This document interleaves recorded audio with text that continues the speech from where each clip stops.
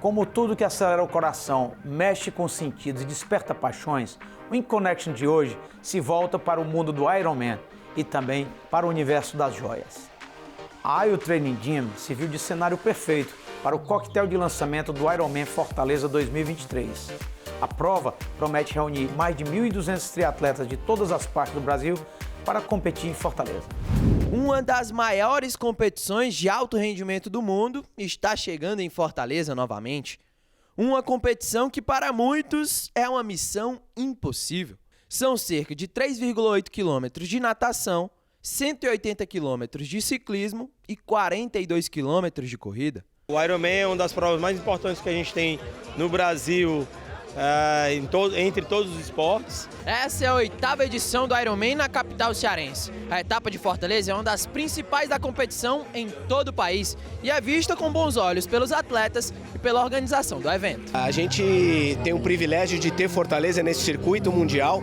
Essa é uma prova classificatória para o Mundial, é uma seletiva para o Mundial. E aqui no Brasil nós temos, além de Fortaleza, mais 4 praças que se juntam a 120 provas no mundo, locais como Mônaco, como Suíça. Então, realmente, para Fortaleza é um momento muito especial. Para nós, do Ironman Brasil, um momento mais especial ainda. Venta muito, é muito quente, né? E a torcida é muito agitada, então é legal por causa disso. Uma etapa que tem um peso muito grande e que esse cara aí conhece bem. Não é à toa que Bellarmino é tetracampeão aqui.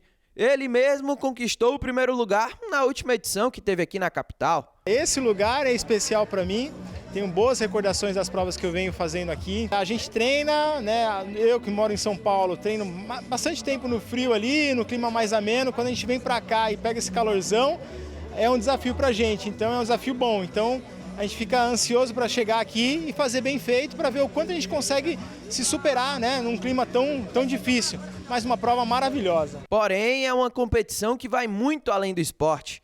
Movimenta e muito a economia da cidade. Proporciona que a cidade de Fortaleza seja projetada para o mundo. Nós recepcionamos durante o Ironman muitos atletas aqui. Também a mensagem é muito positiva para que as pessoas entendam que o esporte está aliado diretamente à questão da saúde física, mas também da saúde mental. Então os ganhos para a cidade são muito grandes, impacta na economia da cidade, porque os hotéis, os restaurantes são beneficiados. É uma prova que deixa recursos na nossa cidade, ou seja, mais de 11 milhões são injetados na nossa economia através do esporte, né? Toda cidade hoje aqui no Brasil tem vontade de ter uma prova como essa, uma grife, né? Que é o Ironman hoje.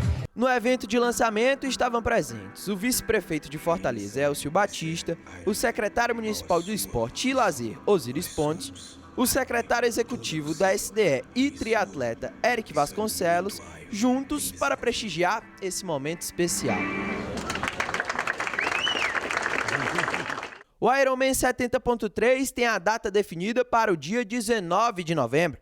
E a capital cearense está preparada para receber. O Ironman aqui na beira-mar de Fortaleza faz com que a gente projete uma imagem de cidade que gera desejo, que gera aspiração das pessoas poderem querer vir aproveitar a nossa cidade. E os atletas seguem se preparando e com boas expectativas. O treinamento tem que ser duro, porque aqui é duro, né? Calor, né? Bastante vento, então assim, eu gosto de clima difícil. Então aqui em Fortaleza eu encontro tudo isso. A head da Diamond Design, Ana Carolina Fontinelli, reuniu convidados para lá de especiais no Shopping Rio Mar Fortaleza em uma sessão exclusiva de cinema para apresentar sua nova coleção de joias. Confira quem esteve por lá.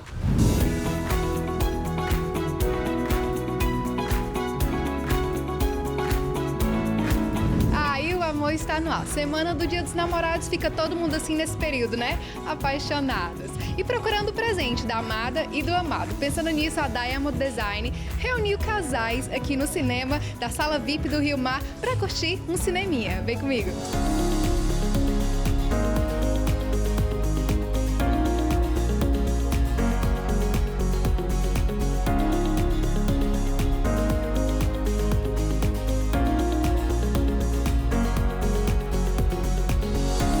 Nosso segundo ano no cinema, né? O Cine DD.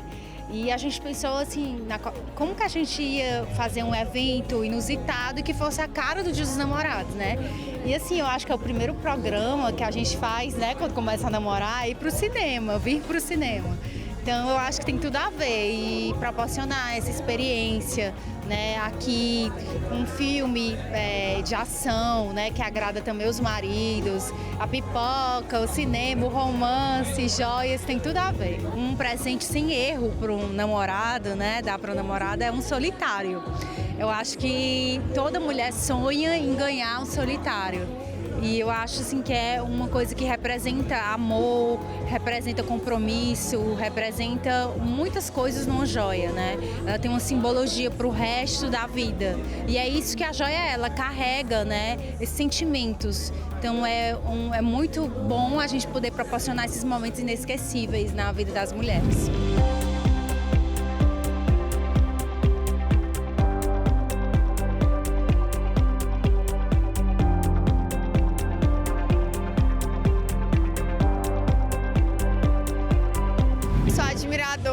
Da marca há muitos anos, parceira também de divulgação. Às vezes eu faço algumas campanhas junto com a Diamond e sou muito cliente também. Amo as peças, acho chique, jovem, moderno e é muito legal. A Diamond sempre busca fazer eventos interessantes, né, que a gente faz questão de prestigiar e hoje aqui no cinema com o namorado, a gente junta o útil ao agradável, a gente está aqui vendo as joias lindas e vamos curtir o cinema com o nosso namorado, nosso amor, muito legal essa ideia.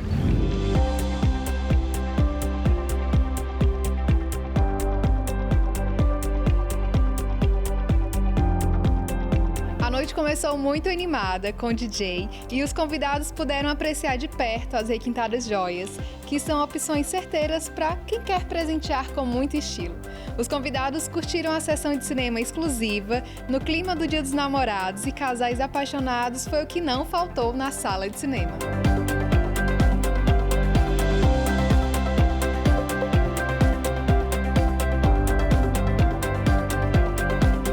Eu acho uma coisa assim bastante agregadora, né? Dia dos Namorados, você comemorar com a pessoa que você ama, né? E a Diamond teve essa ideia maravilhosa de reunir os casais que são apaixonados, são amigos, para estar aqui nesse dia comemorando o Dia dos Namorados.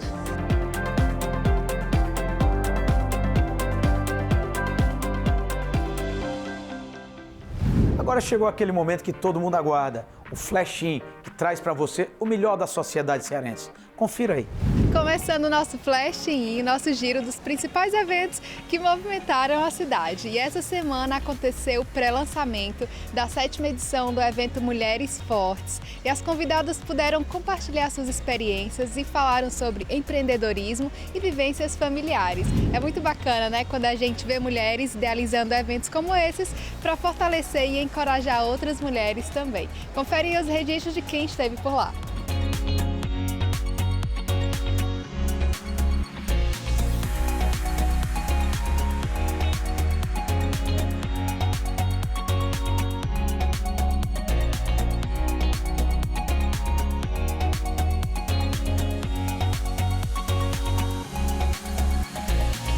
Para quem ama carros de luxo, corridas e velocidade, a Porsche Center Fortaleza reuniu clientes e convidados no seu showroom para conferir a transmissão ao vivo de uma das provas mais icônicas do automobilismo, as 24 horas de Le Mans.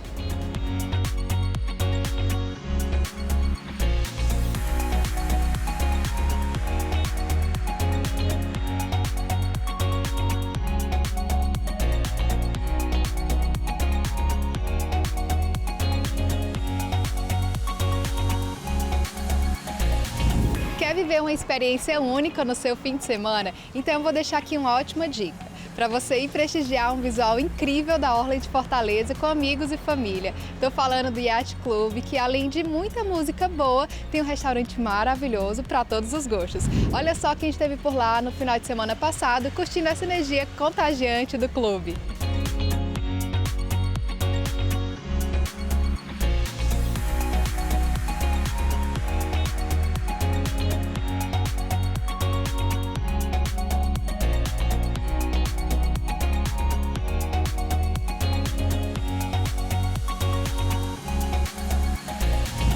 mais eventos como esses, você pode encontrar no portalim.com.br. E claro, no Instagram, @baladaim. Próxima semana eu volto com muito mais eventos. Bom fim de semana e eu volto com você aí, Pompeu. O InConnection vai agora para um rápido intervalo e na sequência você fica com a entrevista exclusiva com o presidente do CREA Ceará, Emanuel Mota.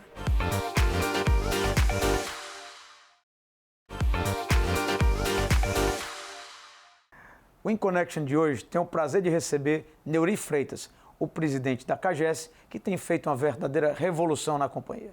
Você, como um gestor que conhece bem o setor, o que seria o ideal na sua concepção? Qual era o modelo ideal se você fosse o Arthur Lira conversando com o Lula? Qual que você ia propor para ser o modelo ideal para companhias de saneamento como a CAGES? Olha, assim, o Brasil é um país continental e muitas particularidades de estado para estado.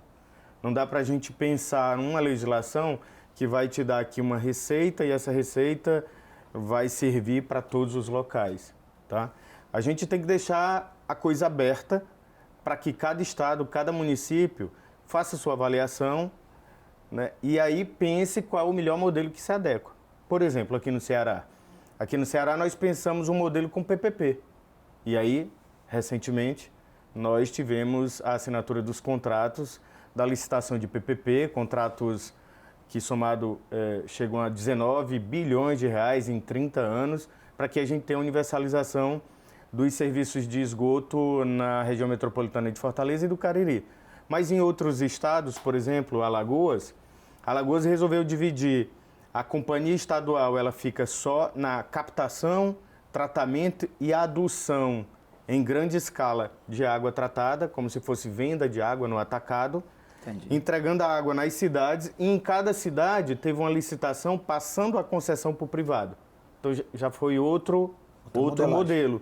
Mas se a gente pensar o Piauí, lá no Piauí resolveram passar a concessão de Teresina para um privado. Então hoje no Brasil você tem várias formatações. E você tem também, como aqui no Ceará, você tem, por exemplo, um município como Sobral, que tem um sistema autônomo de água e esgoto.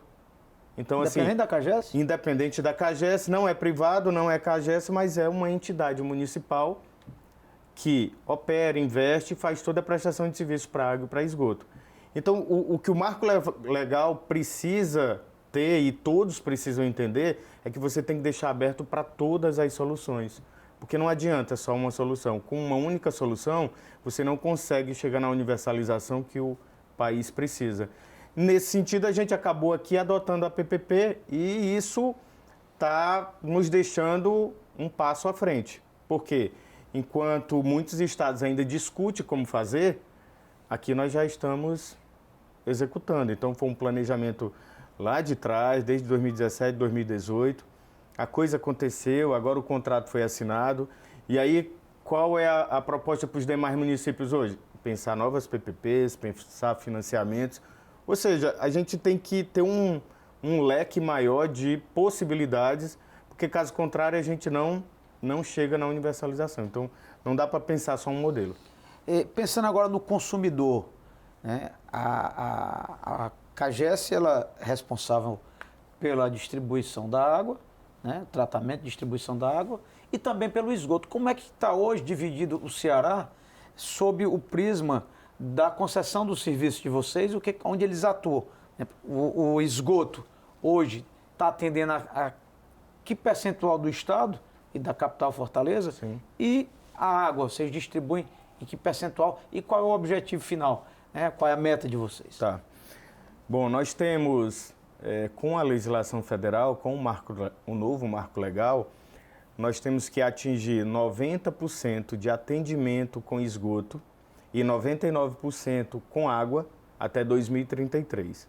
A partir do ano que vem, temos 10 anos para atingir esses índices.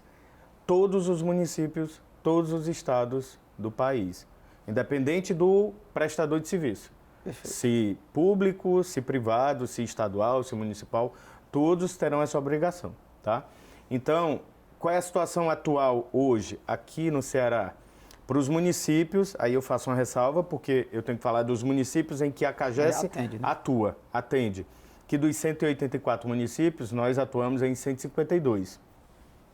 Nesses 152, a cobertura de esgoto hoje é de 45%. E a cobertura de água é 98,4% aproximadamente, um pouquinho acima de 98%. Então o esgoto é o grande desafio, né? O esgoto é o grande desafio. Se a gente olhar para a água, está muito próximo do 99%. O esgoto é o grande desafio. Se a gente olhar na capital, hoje nós temos 67% de cobertura de esgoto da capital. Com as obras que nós estamos executando, vai chegar a 75%. E com a PPP que foi assinada, nós vamos chegar aos 90 lá em 2033. Mas para a água, nós já temos uma cobertura acima de 99%. Então, algo que se espera lá em 2033 para muitos, aqui nós já alcançamos esse índice. Então, a gente tem uma situação boa, mas como obra de esgoto é sempre um desafio, então a gente tem que trabalhar muito para tentar alcançar. Lá. Mas o esgoto me interessa muito, porque o assunto que mais se fala hoje no Brasil, talvez no mundo, são as energias renováveis, e o Ceará, aí, com o hidrogênio verde, vai estar despontando na frente por conta das condições, né? Temos o porto, temos a ZPE, temos a água, né? E essa água tem que ser do reuso, né? Para poder ser verde, não é isso? Nós temos setor de saneamento, a gente pode considerar, Pompeu, que é a infraestrutura que vai precisar evoluir no momento atual para os próximos 10 anos. Tá? Então, quando eu falo saneamento, eu estou falando abastecimento de água, esgotamento sanitário, resíduos sólidos, que é o lixo, e drenagem pluvial. E aí cada um na sua importância, né? A CAGES atua na água e no esgoto, e os municípios atuam com resíduos e drenagem. Perfeito. E aí a gente tem visto muita coisa que tem gerado problema por conta de lixo e por conta de falta de drenagem, na verdade, né? Então isso precisa evoluir se a gente quiser uma melhoria da qualidade de vida da população, inclusive água e esgoto. Os números atuais para investimento só na água e esgoto, até 2033, em nível Brasil, é de 900 bilhões de reais. Então, se a gente pensar 10 anos, é 90 bilhões por ano. É muito dinheiro. Sim. Então, assim, eu vejo como sendo o setor de infraestrutura que mais vai empregar, gerar renda, né? Movimentar a economia desse país agora, nesses próximos 10 anos. Quando a gente fala que e ainda tem todos os demais, vou chamar aqui, produtos ou receitas acessórias que esse setor de saneamento pode ajudar, como é o caso de gerar energia, né, lá com hidrogênio verde. Porque na hora que você pensa em hidrogênio, você precisa de água. Então nós temos aqui no Ceará 3 opções para hidrogênio. Água do mar, água dos açudes, que é a água convencional, e a água de reuso do esgoto. Se eu pensar em água convencional, eu vou estar disputando a água para o abastecimento humano com o hidrogênio, o que não é bom. E as próprias indústrias de hidrogênio não querem pensar um produto verde pegando água que vai concorrer com o abastecimento humano. Consumo humano. Não faz o menor sentido, né? E o hidrogênio verde ele vem com aquela cara de usar energia verde. Exato. Mas aqui no Ceará a gente está pensando em hidrogênio verde já com energia verde, né, uma energia limpa e reuso de água, que é um outro fator que agrega, inclusive, muito valor para a sustentabilidade, né? Então você, ao invés de pegar uma água de esgoto, mesmo tratado, jogar nos rios, nos mares, que tem um impacto ambiental, né? Porque impacto ambiental acontece em tudo, você só tem que mitigá-lo para ser menor o possível, né? Então, se você deixa de jogar efluentes ou esgotos nos rios e nos mares e começa a reutilizar, você começa a ter um pouco mais de melhoria ambiental.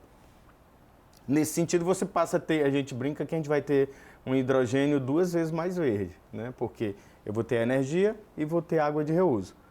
Então, com todo o esgoto hoje de Fortaleza, nós temos mais de 4 mil litros de esgoto por segundo sendo tratado pela CAGES.